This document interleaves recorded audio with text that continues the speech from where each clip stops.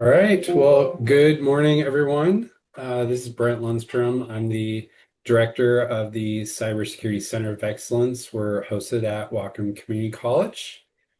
We have been hosting these monthly virtual town hall sessions to really just give our faculty, deans, directors a sense of what's going on in the state of cybersecurity here in Washington and beyond.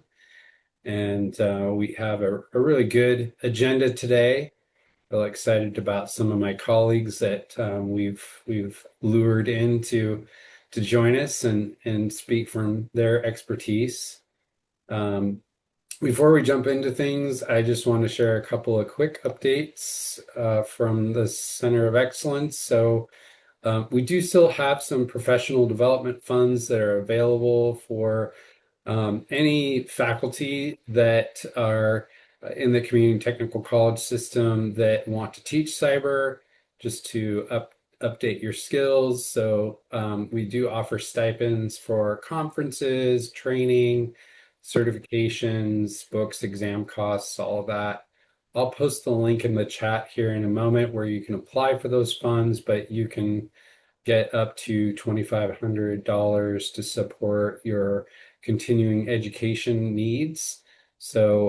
We do have kind of a deadline that's coming up.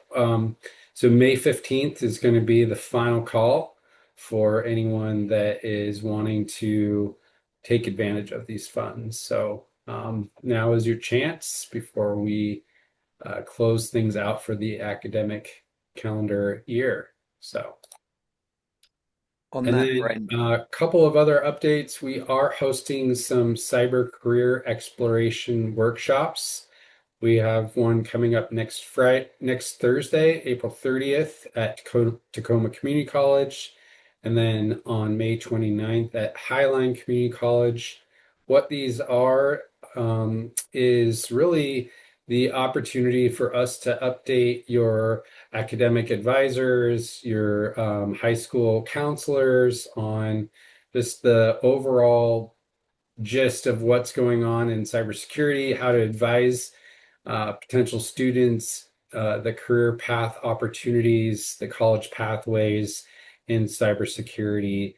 We go into some information around the NICE framework and really just give the people that are on the front lines the skills to speak intelligently about the cyber career opportunities. These are coming up. We do have this will be the final two for this academic year, but we do are looking for two more host locations for next fall. So if that's something that you're interested in, please reach out. We would love to work with your college to host one of these. All right. Well, without further ado, I'm going to introduce Kris Rides, who's one of the advisors and um, on the Cybersecurity Center of Excellence Advisory Board. And he's a great colleague and friend, and he's going to be helping us lead some of the next couple of workshops. Sorry, the virtual uh, town hall sessions. Kris, I'll just go ahead and turn things over to you, and you can introduce Neil. Thanks, Brent. Appreciate that. I was going to say I'll do an introduction for myself, but one of the other hats I've got, I'm also on I lead the industry advisory board for Insight, and so I would not be doing a good board member job without saying, go get your stipend. I'm going to be at the SIAD conference in Chicago at June, and so hopefully I'll see some of you there. And use the stipend. Go and ask Brent so you can get the stipend to come to that. I'd love to meet some of you in person. So I'm going to throw that out there. I hope you don't mind, Brent. That's Good perfect. stuff. So That's great. I think the idea with these town halls, really, I want these to be as interactive as possible from the start. That's how you're going to get the most out of these. Uh, I'll give you a little bit of my background, but the people I'm bringing in, like Anil, are people that I've known for a long time that have been in the industry a long time. They've got different viewpoints and see some of the other areas that we don't typically think about when we're thinking about cybersecurity careers. So I think there's a lot of opportunity there for stuff for yourself, for your curriculums, and also for the students that are going to be coming through quite a challenging time to come through and get a new role. So again, really important. Put your questions in chat. Don't wait. We're not going to do like a Q&A in the end. We're going to have Q&A right the way through. So keep popping them in there. So the goal for today is really let's get a view of what cybersecurity careers actually look like today, an idea of how those roles are evolving, and also how you can best prepare your students for these sort of opportunities. So I'll share a little bit about me before I hand over to Anil to do his introduction. I'm the founder and CEO of Tyro Security. We're a cybersecurity staffing and professional services firm. So we do the staffing side, professional services are things like penetration testing, risk assessments, formed in 2012. I've already mentioned I've been involved with Insight for over 10 years, been involved from the very first board for the CCoE here in Washington, very involved in the community, been speaking, I think, RSA 5 times, InfoSec World, DEF CON, ISC2's Security Congress, lots of B-sides events, and I love being involved in the community.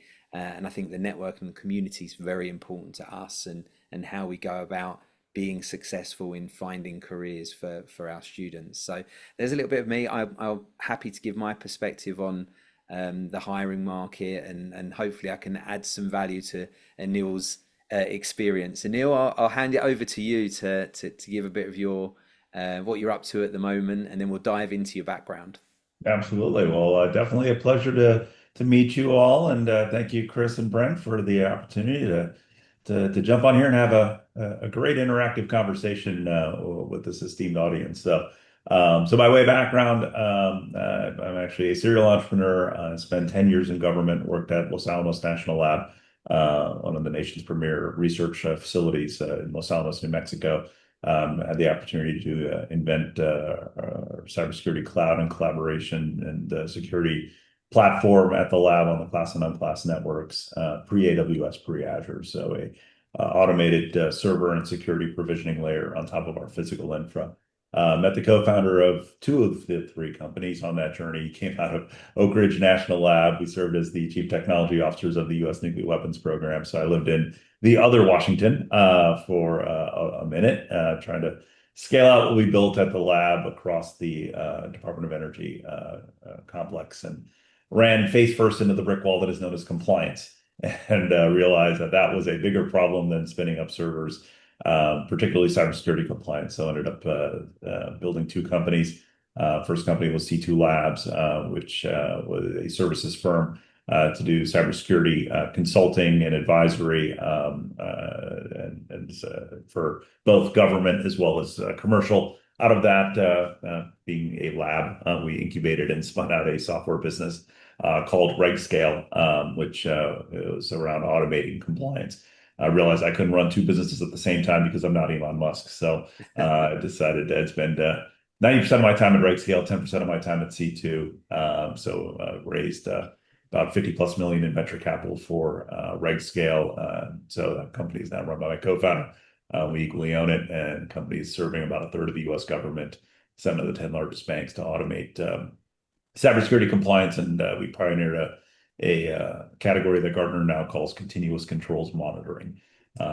Sold my first business, C2 Labs, exited to a physical security firm, and ended up moving here to the Pacific Northwest a little less than a year ago, and just founded my third venture here about 2 months ago, backed by Pacific Northwest venture capital firms, as well as some from Bay, around reimagining security for a very specific sector. So with that, it's an honor to be here, and I'm looking forward to this conversation. Thank you so much, mate.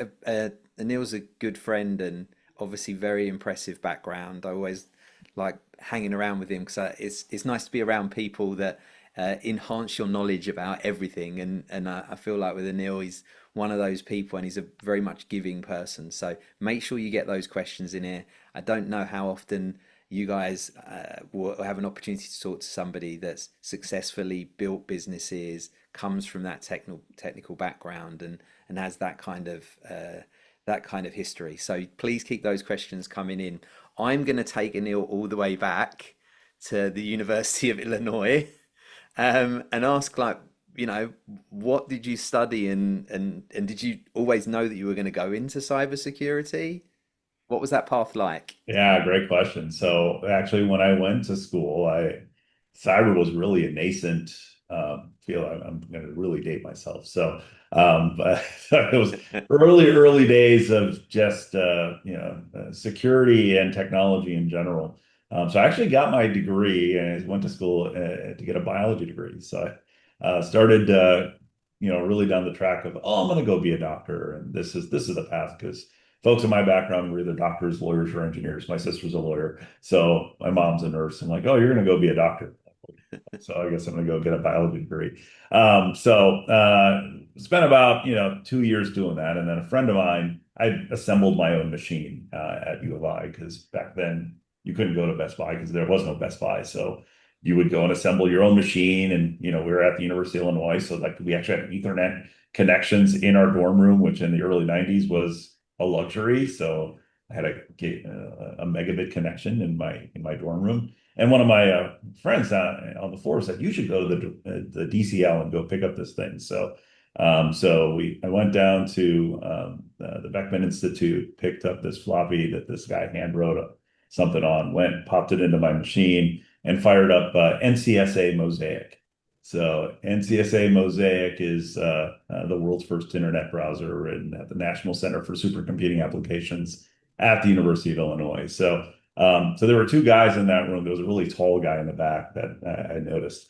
That guy in the back was actually Mark Andreessen, who ended up graduating from U of I and founding Netscape, who then he created Andreessen Horowitz. So when I fired up NCSA Mosaic and I went to uiuc.edu and I saw this website, I'm like, this thing could probably be something. I should probably get into technology and security. So that was the beginning of my pivot from biology to IT and cyber and security, and kind of the beginning of the career of really seeing what the future could look like. And was there anything that you took from like studying biology for a couple of years? Was there anything that crossed over that you felt was really useful? Systems thinking. So biology is really a set of systems. So when you look at how, and particularly cell and molecular biology, right? That systems thinking, that critical thinking, and the skills that I was able to learn in university around that systems and critical thinking translate all the way to this current moment of how you can look at problems, deconstruct them, and reassemble them in new, unique ways, right? I mean, that's part of the experimentation. You have a hypothesis, you have a thesis, you test that thesis, you refine, and run these experiments. It's what I've done my entire career. It's what I did at Los Alamos. It's what I've done in every startup. So that systems level thinking that I garnered by going to 100, 200, 300, 400 level classes at U of I over 30 years ago. I'm really dating myself. It really helped form the person that I am today. And what was that? And then also, what was your first step out when you left college? What was your first job? Well, I realized that I was not going to go ahead and be a doctor because I'd already made the hard pivot. So I did kind of two things. I said, hey, look, I need to make money. So let me go start a business that goes and assembles computers for people. Because there was no Best Buy, there was no Circuit City. So before I went to school, I went to this shop. I grew up in the far north suburbs of Chicago, a little town called Gurnee. My dad and I went down to this place called Computer Discount Warehouse and bought some parts, and we'd assemble it. It's like two guys in a storefront. We'd be assembling machines, and then that shop ended up growing. That shop today is now called CDW. That was down in Buffalo Grove. So like, there's a lot of these like convenient arcs of things that I've experienced in my journey of like hey, you know what? Assembling computers is kind of a thing. Like we should like assemble computers. So I had a little side business called Carnell Direct, where I assembled machines and I put a label on it, and I do like concierge implementation. And then I ended up getting some customers, and I ended up getting hired by some of my customers during the Y2K project. So you know, one of my first jobs was working for a company called the Official Airline Guide, or OAG. So, Chris, you may be aware of this one because it had offices in London as well Yeah. as Oak Brook, Illinois. And we had to lead a project to go patch every one of our machines in preparation for Y2K. So I was one of the lead engineers to help patch all the infrastructure to get upgraded to Y2K, like basically flashing BIOS of a bunch of machines, and looking at it, all the software and making sure that we can support 4-digit years instead of 2-digit years. Yeah, I know OAG well. I started my first job while studying actually was in a travel agency. So Uh, so yeah, travel background. I think that's where I got my travel bug from. Like yeah. that's why I love heading out and getting out to all of these conferences. Gives me the balance of all the cybersecurity stuff, the networking, and my travel, so I get to do it all. Would you say? I mean, did you come away with kind of a planned route, having built and got those and okay, I can see that already. Nope, nope, no. What was like the pivotal moments? If you look at your career, what were the different pivotal moments that really made a difference? Yeah, I mean, my college experience definitely shaped who I am today. That systems level thinking, exposure to things that I would historically not have looked at. Like it's the person on my floor not said, "Hey, go to the DCM and go pick up this thing and check it out." I probably wouldn't be what I'm doing today. I would have taken a different path. So like my college experience shaped the first kind of 5 to 10 years, which shaped kind of each individual decade.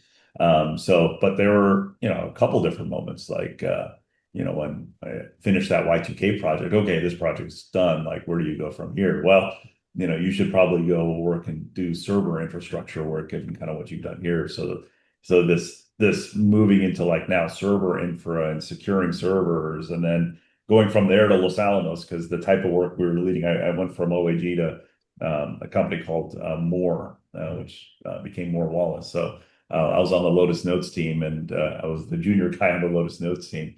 And actually, one of the turning points was actually I had to convert 12,000 users from Microsoft Exchange to Lotus Notes. So that was, and I'm like in my early 20s. I'm like a 25-year-old kid. So I'm flying around all these different sites and, hey, welcome. You're going to go from Exchange to Notes. And I'm, deploying Notes servers and patching machines and whatnot. And that company ended up becoming R.R. Donnelley. So one of the large printers in the world. But that experience then opened the door for me to get to Los Alamos and the story that I shared at the beginning. So it's like each one of these experiences was a stepping stone on my journey of, hey, how do you get to, cybersecurity? Like, so I'll share the Los Alamos stepping stone. So I was building the physical infra at Los Alamos, and I was the guy that have to stand up every server. I'd rack and stack every box in there, and the wiring was beautiful. Couldn't take a picture because it was classified. So like I have a mental image. I had everything like stringed beautifully, and I'd have to do all the security provisioning. So all the layer 2 firewall segmentation, and it'll take like 30 to 60 days to spin up a server and get it up and running. So I'm like, man, that's just painful. And I'm like, and the request would stack up faster than I could go spin up the servers and build the enclaves and harden the machine and make sure that, the layer 2 firewall rules were all in place. And I'm like, there's got to be a better way. So then I got a bunch of engineers together. I was like, what if we built this thing that automated the server provisioning and the security provisioning so we don't have to do it by hand? And that's where infrastructure on demand came from, right? So it's like personal pain. How do I solve that pain? Let's invent a better way. And because it was a lab and a research institution, they're like, yeah, go ahead. You should do that. So we got to. I'm loving listening to, and talking about sort of this sort of technology because I was Mhm. 25 years in recruitment, so I spent most of it doing building like contracting or consulting teams. So every time you talk about a project, I can't remember how many times I've hired for the Lotus Notes implementations or migrations or like all of this stuff that we don't talk about anymore. And so, Yeah. and when we get into the skills and certifications, I remember it was killer if we had some good like C&Es. Oh, if you could find a C&E, Yeah. you know, plenty of people crying out for them. So it's amazing how technology kind of moves along. When you think about your skills and attributes, and I know you talked a lot about the system level thinking, if you could pick like the sort of top three attributes maybe that you felt from college brought through, obviously you can system level thinking maybe one of them. What would be the three that you think you really took out that helped you in that career? I would say, really applying the scientific method to almost everything you do, right? Because you're going to have a hypothesis, and ultimately everything is around solving either your pain or somebody else's pain. So, you've got kind of the manual road way of doing it, but that scientific method that I learned as we are doing experiments in the lab, right? I remember doing it in organic chemistry and doing it in, each individual biology course that I took when I was at U of I, right? I was able, and Los Alamos was a great test bed for that, where you can take that systems thinking, that scientific method, and apply it to problems and domains that either you face or someone that you're serving faces. So infrastructure and demand was a thing that I faced, right? And then I found other people had this problem. So how could we solve this at scale for other people? So I say that to say, it's really that repetitive, repeated learning, because you're going to have a thesis of what you think is the truth, and when you learn that's not, how do you pivot and refine your thesis and your hypothesis to end up with an outcome that makes a tangible difference in one area of either your life or somebody else's life, makes the world more secure because of what you build, right? Ideally, if you're, obviously this is a cybersecurity track. So that was one that, ended up solving problems for us. Like I'll give you an example from a Los Alamos standpoint of the inflection point. When our security team looked at what we built and said, you know what, it would be great if, one of our, because we had, without getting into too many details, given kind of the sensitivity of it, be like, hey, look, if our workload got compromised, it'd be great to take it off the network automatically and move it into a remediation enclave. I'm like, we can do that. So so we were able to build this thing where like, okay, we see, hey, this workload is being attacked, be able to dynamically do that in a virtual realm in our private cloud, which you couldn't do in the physical world. Like you can't like physically, like you'd have to physically unplug a box, right? Or like physically go into, your Cisco switch and like deactivate that NIC. Like all of that was not instrumented and easy to do, versus in, a cloud environment, it's much easier to do. So I say that to say, like, these are ways where you can actually build a more secure environment by listening to a pain point and saying, hey, maybe there's an interesting way of doing it, and applying that scientific method to solving that problem. And I think that's the entrepreneurial mindset, right? That's where it kind of comes in because, and I don't know whether you guys have heard entrepreneurs and intrapreneurs, right? You don't have to go out and start your own business to be an entrepreneur. You can be an intrapreneur in a business. And that is, if you can have some of those working for you, you're a very lucky founder.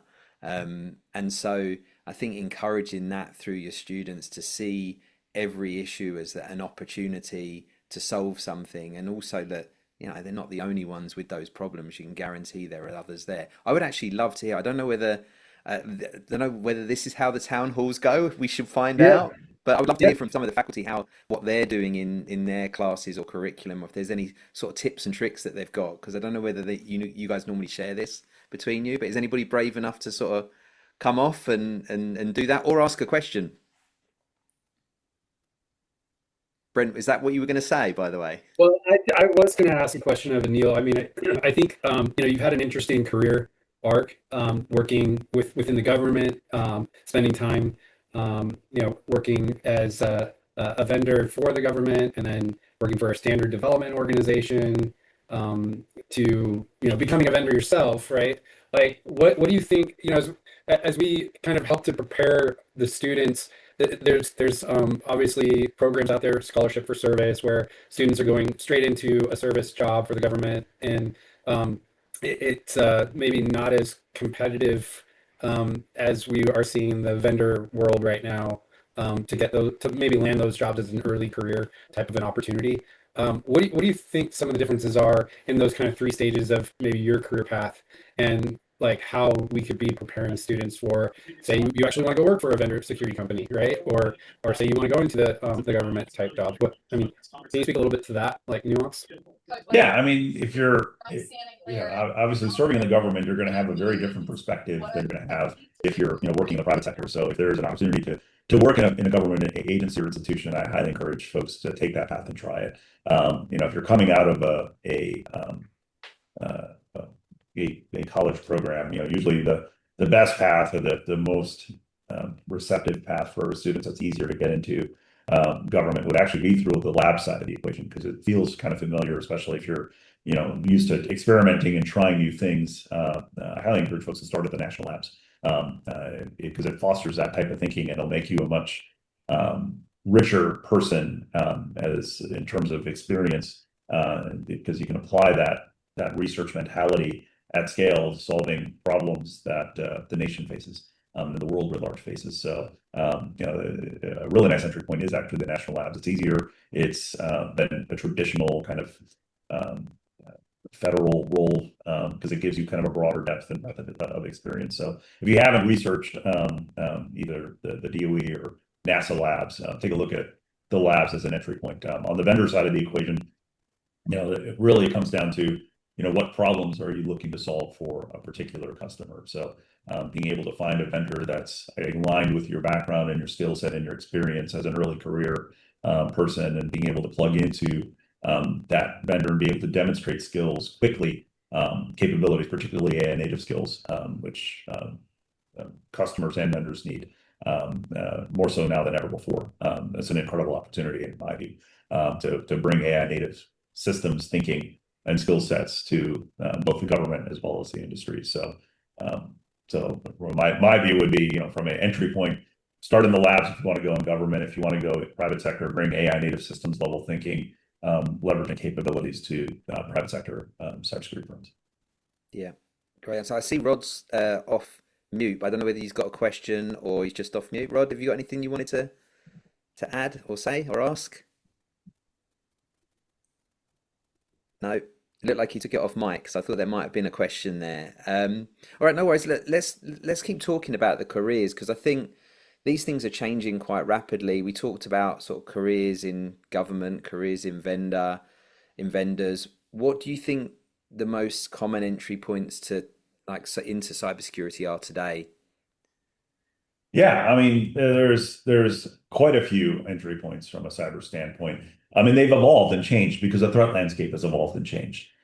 So where folks have traditionally come in from a tier one SOC analyst is probably a little different in recent terms, versus kind of what the industry needs writ large. So what we're seeing now is kind of more an engineering level set of thinking where, and this is where I think is an incredible opportunity for students coming out of programs that teach AI native thinking, right? Because it's less about manually writing code. Now it's more about how can you apply that systems level thinking to a series of agents to build capabilities 100x faster than you can manually build them before. If we can mint those types of graduates, like there is no shortage of incredible roles or incredible companies that can be started as a result. And there's actually there isn't very many of them.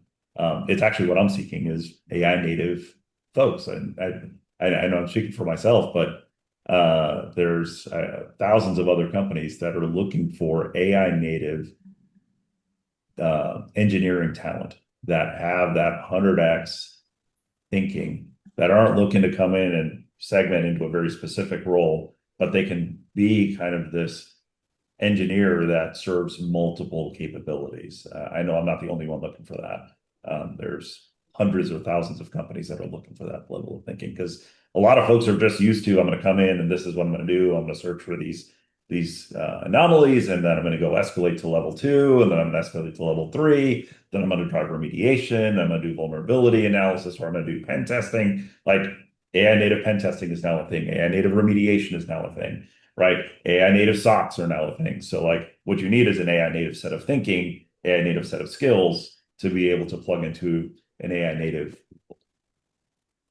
Yeah, I think Jeff was asking a question around that. He was talking about while they're teaching them to use AI and secure AI, those Mhm. tier one, typically like SOC bench jobs are going. You've kind of answered a lot of that with having that AI capability. Like, how else is there any other ways you think you can prepare students? I've got a few ideas, but I want to see what you think, Anil, and preparing students, helping them stand out really, ready for once they graduate. Yeah, nothing, no experience is better than real world experience, right?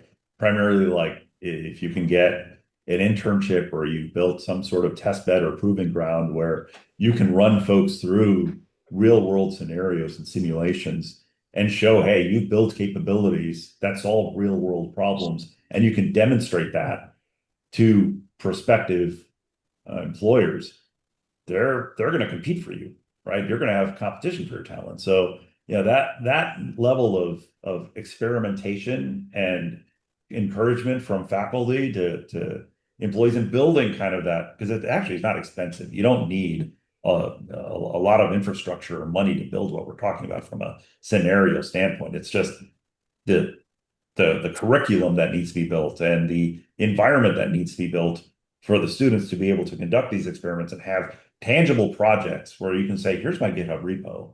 Here's the code that I created that solved this type of problem, right? And you have like a capture the flag, and here's a capture the flag that a university puts together. And now we're saying, here's the GitHub repo of how I captured the flag, and this team went and did that. And here's a very unique way of doing it. So these individual types of projects that can deliver real world examples that you can demonstrate to an employer uh, are incredibly valuable versus just kind of traditional curriculum given, especially how fast the world is moving. Yeah, 100%. I'm actually going to be on a Oh, tell me webinar what for the. Oh, sorry. Can somebody want to ask another question or follow up? Actually, I do. Yeah, go ahead, Anand. Yeah, so this is Anand and Jerry. Nice to meet you. So, Anil, it's great to meet you and glad to hear your background story. Very interesting. So, one of the things we are doing at Bellevue College, I teach the capstone, senior capstone courses where the students are getting ready to graduate and get into the industry. And I have my dean here. I'm in the chair here, um, Evan. They've been very supportive in trying to connect us with PISIS, which is a public infrastructure organization, and then we have our students actually doing real world analysis on SOC analysis using AI tools. And we have a couple of students that are actually building uh, tools to help stock analysts and stuff like that. So that's a great way, like as you kind of mentioned, to bring the AI native thinking Mhm. into getting the student prepared, and then potentially have an opportunity to kind of work in that space. So just wanted to kind of share that with you. That's fantastic. And since we're based in Bellevue, that's a good for me. So double bonus. Yeah. Um, and we're hiring. So, if you're providing that level of thinking, that's the type of humans that we're looking for. So Yeah, I kudos to think you for it'd be doing good that. if we do plan to present some of the presentation that the students do have. So it'll be great to kind of have you, and then, Evan is here too. So maybe you guys can come and visit what the students have been doing in AI and cyberspace. Happy to. That'd be great. Thank you. Thank you. Great. There you go. Success from the beginning. We love this. Yeah. Actually, that's a great example of things that I mean, Jeff asked about things we can do to prepare students. I think the importance of networking and connecting with people is our moat, right? That's the moat that AI can't do, and so that importance has only increased. So I think being able to make relationships. Do you know the local businesses, the local startups to your colleges? Are you connecting with the founders in their early stages and finding out what you're building and whether there's ways to make those projects that you're doing things that are very relevant to them. The other thing is when you're doing these projects, and you mentioned capture the flags. I was just going to say I'm on a webinar I think on Monday from the National Cyber League. So the NCL, like those sort of things are great. But also when you're running your projects, like looking at maybe small or local businesses and how you can implement them. So not even doing the project, but then being able to say, by the way, we implemented it in 4 small retail places, and now they're more secure than they were before, right? Or we've done this and we're working with a local MSP company because they weren't providing this, and now they're more prepared. So I think being able to have something that has that end product is so powerful, and actually may well end up with some of those companies or an MSP saying, oh, maybe we can hire this person, right? They've shown us the value they bring, and actually we can sell this to our clients as an added value. We can make a bit more money, and that opens up a position. So you might actually be able to create positions where there aren't. And when you're creating positions for your students, they haven't got as much competition. They haven't got to compete against the other 1,000 AI generated perfect resumes that reply to every job, right? So giving them those kind of opportunities are really powerful. Have you got anything to add to that, Anil? No, I think you're spot on. I mean, yeah, I would highly, a lot of people, when you look at the job market and you look at the postings, yeah, the postings don't accurately tell a story of the needs internally within an organization. If you find an incredibly talented individual that demonstrates exceptional ability, where you can take that individual and leverage their talent and skill set to 100x your organization, you're going to make a role for them. Like, I would do it. Like, I've done it. You find somebody like, oh wait, you're an incredible value added human to this team. I will make a role for you. So like, don't be discouraged by the lack of roles or thousands of people applying to roles. If you're minting exceptional candidates, the roles will come to them. Yep. Yeah, some of the best people. I mean, I was at an event, the event I was at last night, they were talking about how, like, taking people that have got almost a clean slate, right? And I know that Mhm. some of the people on here probably have people that have already got experience that are coming in, and that's great. It's easier for them, but the people with no experience, it is a lot to be said to be able to bring somebody in with potential and Mhm. molding them to what your business needs. Exactly right. Overtaking somebody that maybe is a little bit harder to mold. So Spot there's a on, good actually. opportunity there. Yeah, I would say, in fact, it's probably there's probably, sadly to say, the students actually have a leg up on the more experienced candidates. Because the more experienced candidates are used to doing things a very specific way, and they think they can't be disrupted. That's no longer true. There's actually an opportunity for the students to come in, and if they have that AI native set of skills and thinking, they're going to take the roles of the more experienced folks. So it's actually the other way. If we're minting the right humans, I would rather have a bunch of really talented kid students that are ready to work 100x harder leveraging AI tools than a handful of experienced people. There's a lot of experienced people that are scared about AI. They're scared of That, utilizing them that and feeling like they're building up and giving their experience away for an that's AI right. that's going to take the job away, instead Mhm. of looking at it as an AI that's going to make them way more productive. So Exactly. it's interesting times at the moment. Jeff, I see you got a hand up there. I don't know whether have you got another question or I yeah. so I don't want to be Debbie Downer, but so I've 20% of my students are that unicorn, and I don't even worry about them. They're going to do that. Mhm. And then I've got the other 80%, and we have this curriculum that's been pretty static for the last 20 years. And the PC repair part, I think we're absolutely going to continue to do that. The basic cybersecurity introduction in the first quarter, we're going to absolutely do that. Digital forensics probably isn't going to change because you can't get into court with a probabilistic AI product. Yeah. The defense lawyer is going to tear you to pieces. But every other aspect of cybersecurity has the AI in it. And that's the question is what stays, what goes, how does it change? Um, Employers would really like to see that person with intuition and judgment, and we don't have that with the entry level. That's what the bench was for. But the bench is kind of going away. We're not hiring it in programmers as much. We're not hiring in initial entry as much. Um, and that's the question is so feedback. Um, how do the other courses, how does incident response, how does penetration testing, vulnerability assessment, your introduction to cloud, how do those change in, in the age of AI? And with AI, we're watching things change month by month. And I've been in this I graduated in 83 in chemical engineering. I too was pre-med, um, and saw the light and got into cybersecurity by accident when computers were new and started showing up in the workplace in the Army and somebody had to secure them.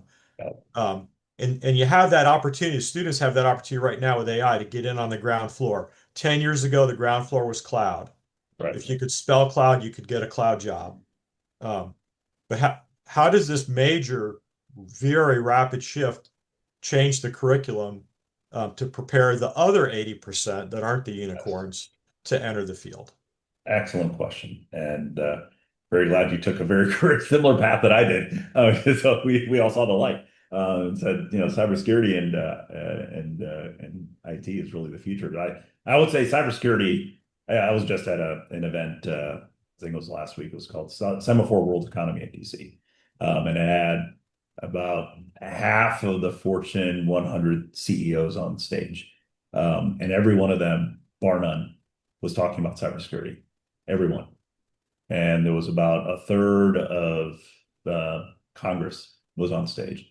Every one of them, bar none, was talking about cybersecurity, right? They were all saying it because it is a board level, nation level concern. And we do not have enough resources and talent to solve this problem today. So the opportunity is this. We have built cybersecurity technology and cybersecurity professionals to operate against adversaries that move at human speed. That is no longer the landscape we live in today. Our adversaries are now using AI to do penetration testing. Machine level attacks are happening, and we have human level defenses. It doesn't work. We have to fundamentally rebuild our cybersecurity stack and protect against machine level attacks.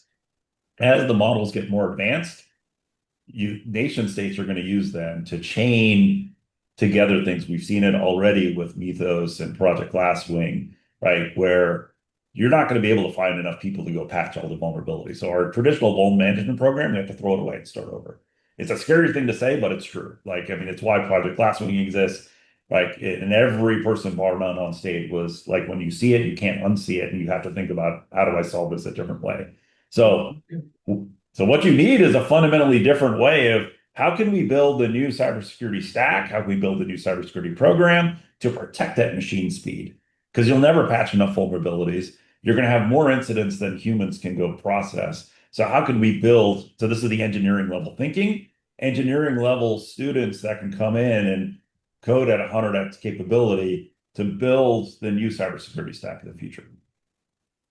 Yeah, it's going to be there's no doubt it's going to be a tough gig because curriculums don't change overnight, right? They don't change at the same pace. Well, not much in the world is changing at the same pace as what technically is right now with AI. So that's always going to be a challenge. I don't understand enough about how the curriculums work, but I feel like capstones, the opportunities for internships, project work, these sort of things where maybe people can go out and you can challenge them to identify a problem and see if they can build a solution using AI, right? Those sort of opportunities where they're trying to keep up. And I think it's going to be important that like these basics, like the understanding of how underlying a lot of this stuff works, like log analysis, this sort of stuff, that work is going to go away, but the need for the understanding of how it's working in the background is not going to.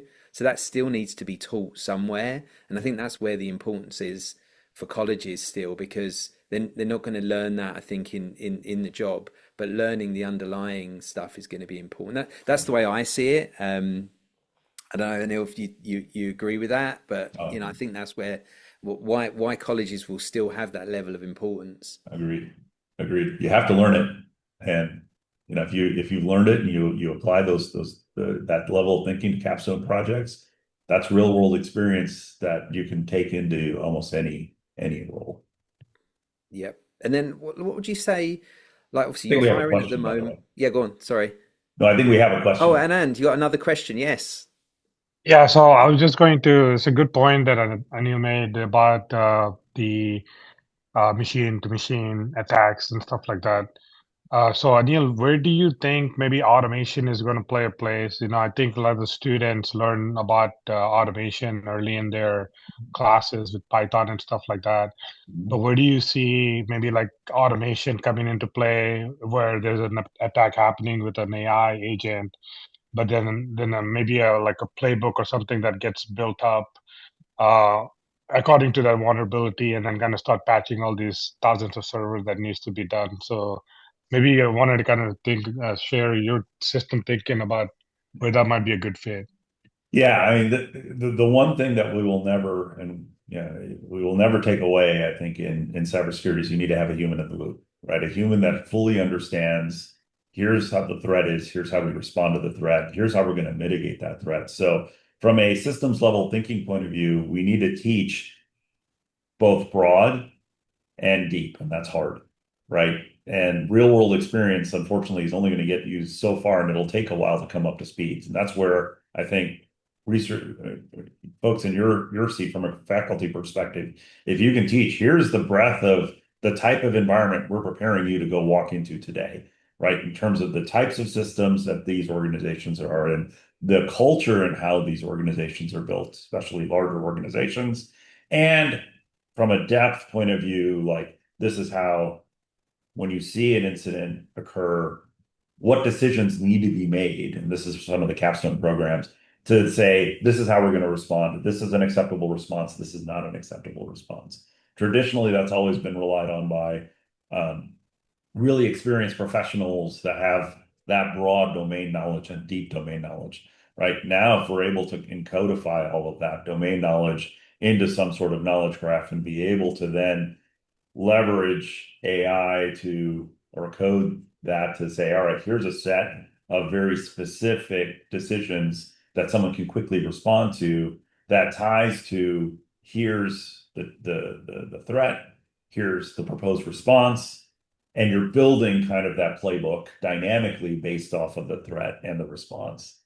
Those types of humans, I will hire them right now if you've minted them, right? And there's thousands of other companies that would do the same, right? So it's Yeah. that systems level thinking applied to very real world problems to protect machine to machine. We have to build Yeah. the machines.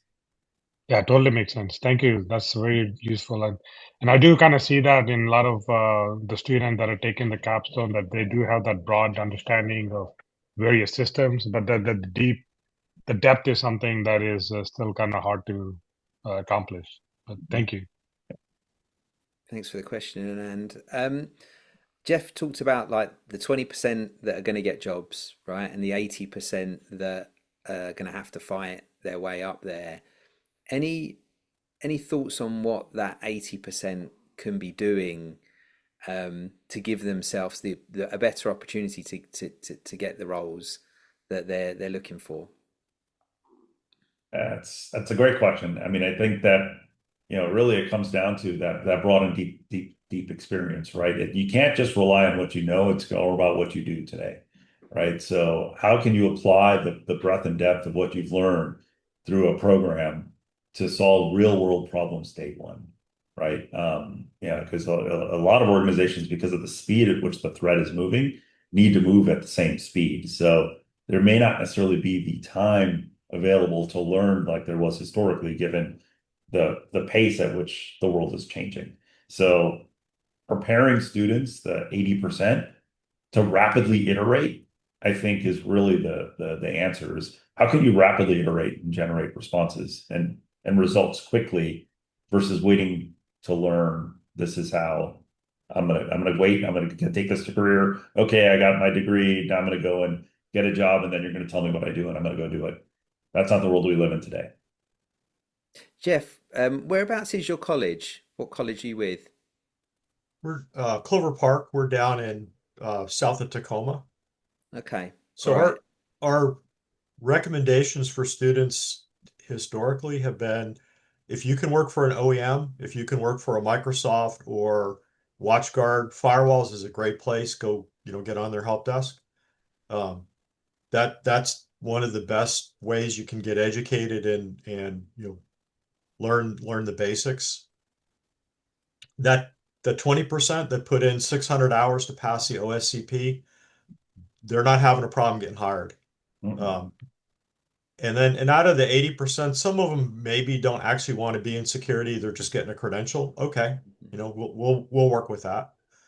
But I've got the other ones, and then in um, the world of AI changing, as you said, like Mythos, it's month by month. So what's going to come out in May, and how is this going to change? And then realize this is an 18-month program, so we're going to have 18 changes, significant world-shattering events Yep. before you graduate. Yep.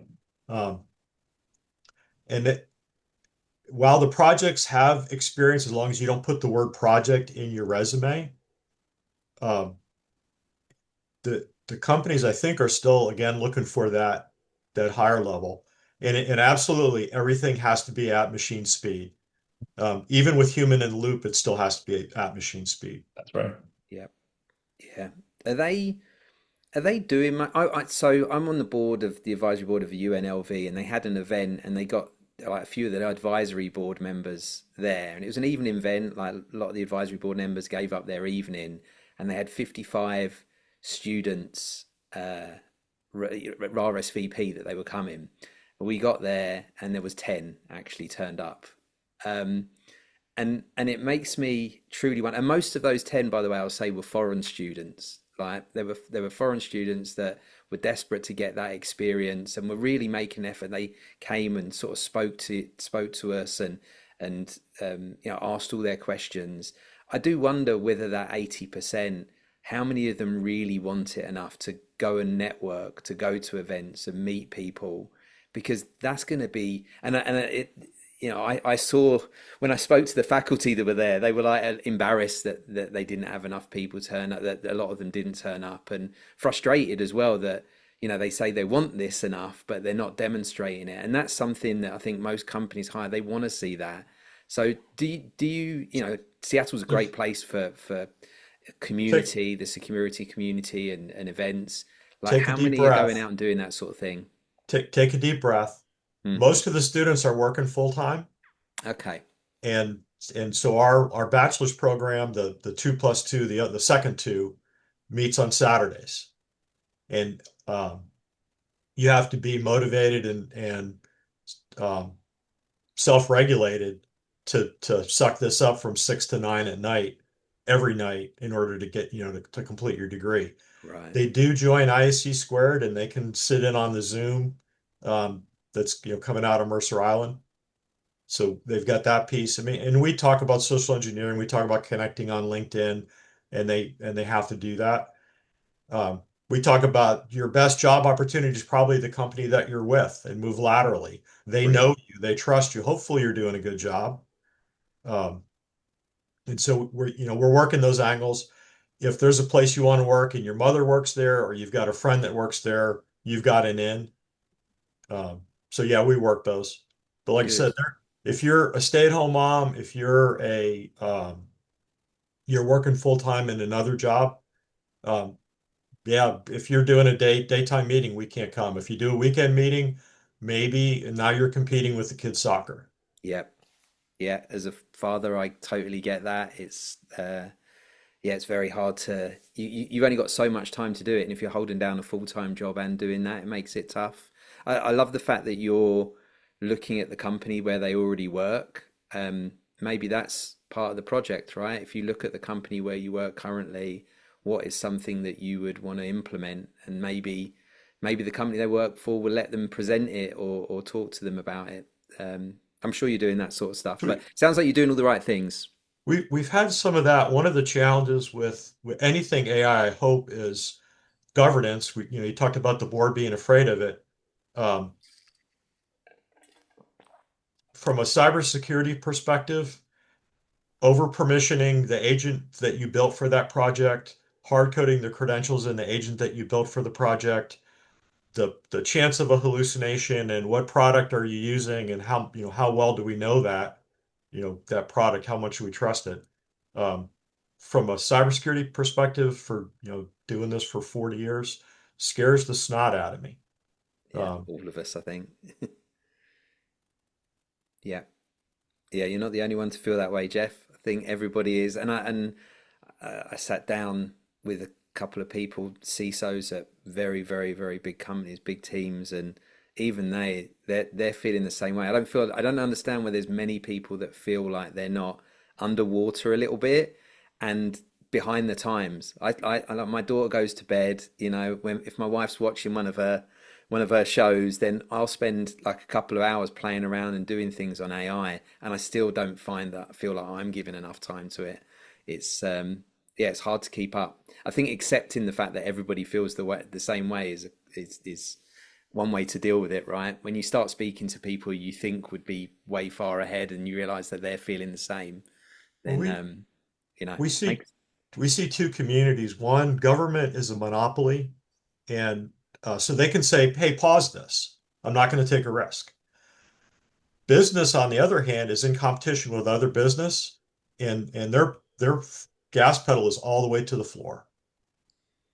yeah, yeah, 100%. Yeah, interesting. I mean, the government will catch up. They got to eventually. They're going to have to do it, right? So.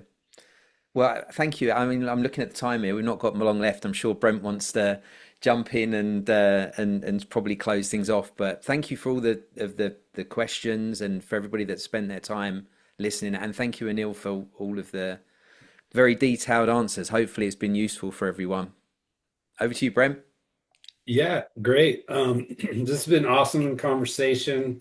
Chris, great job leading things off, and Anil, certainly appreciate your perspective.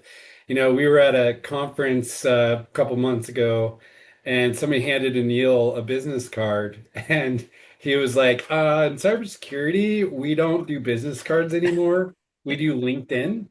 So I'm sure if you want to connect with Anil and Chris, you can find them on LinkedIn. Now that Anil's here in town, he'd love to probably work with your students and find some top talent that's coming out of your organization. So really appreciate you guys coming on and doing this for us. Um, just wanted to remind folks that we're going to bring in these virtual town halls to you monthly for the next couple of months here. So Chris has arranged our good friend Sean Cordero to come on and talk about his role as the Chief AI Security Officer at Sierra. He brings a wealth of knowledge, just a spitfire of a man, and really fun to talk to. So really excited to have Sean coming on next month, and so we'll be hosting that on May 15th. I did post a link in the chat for the professional development funds. If you're interested in taking advantage of those, pretty easy to do. Just fill out the form, submit your request. If you want to attend that SIAD conference, we can work on a stipend for you to support the travel and registration, all that kind of stuff. So with that being said, we'll go ahead and close things out for today. And if there are any other questions, this is your final chance. Otherwise, we'll hope you have a great weekend and great spring. Thank you, everybody. Thanks, everyone. Grab me at SIAD if you happen to be going. All right. Thanks, everyone. Thanks. Thanks, guys and women.